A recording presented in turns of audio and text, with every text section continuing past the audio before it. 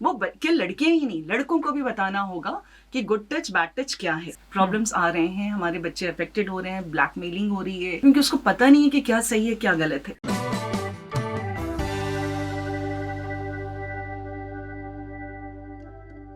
Hello, नमस्कार, प्रणाम। Radio city से मैं हूं आरजे बरखा और हमारे साथ है नॉट डीम एकेडमी की senior faculty Abha Chaudhary ma'am. And अभी हाल ही में हमने चिल्ड्रंस डे मनाया। बच्चों की बातें, एक्चुअली छोटे छोटे बच्चे हैं ना, लेकिन इनकी बातों को अगर पकड़ो तो इतनी बड़ी बड़ी बातें, इतने बड़े बड़े प्रॉब्लम सामने नजर आएंगे कि फिर आपको लगेगा अरे यार इसे कैसे डील करें। सो बच्चों की बातें टीचर्स से बढ़िया और कोई नहीं जानता। So very lucky I am कि हमारे बगल में आभा मैम बैठी हुई हैं।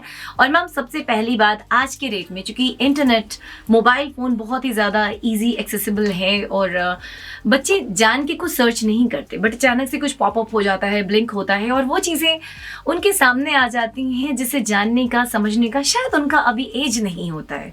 सो वो कंफ्यूज हो जाते हैं, वो किससे बात करें। पेरेंट्स भी बोलते हैं कि अभी तुम्हारी एज नहीं है, बड़े होना तो बात करना, या बड़ों की बात है, गंदी बात है, छी कर देते हैं। सो बच्चे कंफ्यूज हो जाते हैं और मैम इधर उधर से चीजें कलेक्ट करने लगते हैं। सो अभी मैं पूरी जिम्मेदारी आपके ऊपर दे रही हूँ कि एज अ पेरेंट बच्चों में हमें कब सेक्स एजुकेशन देना चाहिए, कब उन्हें सेक्स की बातें सिखानी चाहिए, क्या सही क्या गलत, क्या तरीका होना चाहिए, प्लीज आप बताइए। सबसे पहले बरखा, ये जो सराउंडिंग में सेक्स एजुकेशन वर्ड जो है ना, ये पेरेंट्स थोड़े दूसरे तरीके से उठा लेते हैं। उनको लगता है ना कि यदि आप सेक्स एजुकेशन पढ़ाने लगोगे, इसके मीनिंग बहुत क्लियर नहीं है, जबकि इसके अंदर बहुत सारी बातें आती हैं कि अब छोटे में क्या बॉडी चेंजेस आ रहे हैं, किस तरह से इमोशंस चेंज हो रहे हैं और कैसे हार्मोनल चेंजेस आ रहे हैं, वो अफेक्ट कर रहे हैं हमारी पर्सनालिटी को। तो ये सारी बातें धीरे धीरे बताई जाएगी, जो कि पेरेंट्स को लगता है कि सेक्स वर्ड से ही, कि सेक्स एजुकेशन का मतलब कि उनको सेक्स करने की बात सिखाई जा रही है या उससे प्रिकॉशन लेने की बात है। ये नहीं है, एक सर्टेन स्टेज में आता है। तो ये वर्ड जो सोसाइटी में जाता है वो गलत ढंग से जाता है जी। जबकि आज के डेट में बच्चे को जैसे ही वो मॉन्टेसरी में जाते हैं या स्टैंडर्ड 1 में जाते हैं जी, तो पेरेंट्स को बैठ करके पूरे ऑर्गन्स के बारे में बताना होगा और bad touch and good touch है उसको फील कराना बहुत जरूरी है। वो भले रिलेटिव्स के साथ हो या आसपास वालों के साथ हो जी। पेरेंट्स कब जागरूक होते हैं, जब कोई इंसिडेंट हो जाता है या बगल में या अपने बच्चे के साथ कुछ भी किसी के साथ होता है, तब वो डर जाते हैं और डरे हुए टाइप से वो बताने की कोशिश करते हैं कि बच्चे के ऊपर ऐसा इंप्रेशन जाता है कि वो किसी को भी देख के फिर गलत ढंग से सोचना शुरू कर देता है। जैसे हम लोग के टाइम में बोला जाता था कोई अल्कोहल लिया तो वो गंदा आदमी है।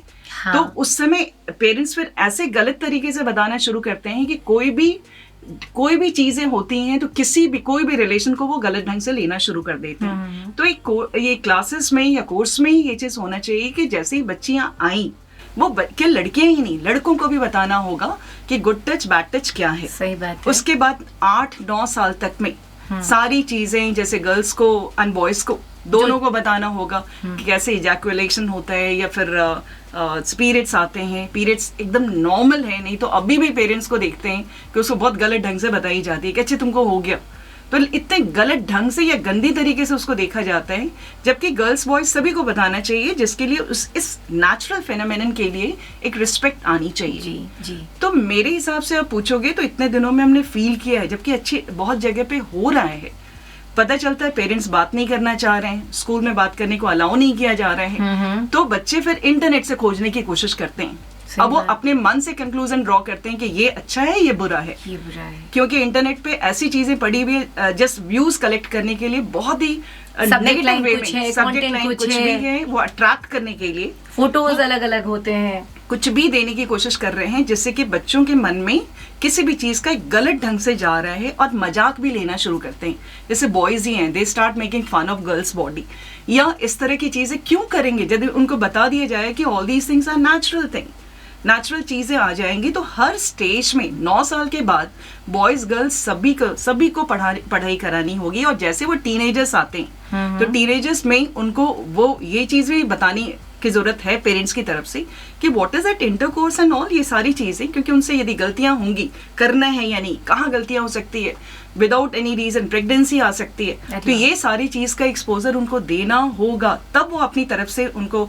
और ये जो सेक्सुअली ट्रांसमिटेड डिजीजेस वगैरह हैं, ये सब चीज के बारे में उनको जब तक आइडिया नहीं होगा तो वो फिर गलत रास्ते पे जाएंगे और छिप के करने की कोशिश करेंगे और फाइनली उनके पर्सनालिटी को अफेक्ट करेगा और गलत बातों को लेनी शुरू कर देंगे कि एंजॉयमेंट के लिए ये चीज़ें होनी चाहिए, या जो नहीं कर रहा है वो गलत काम कर रहा है।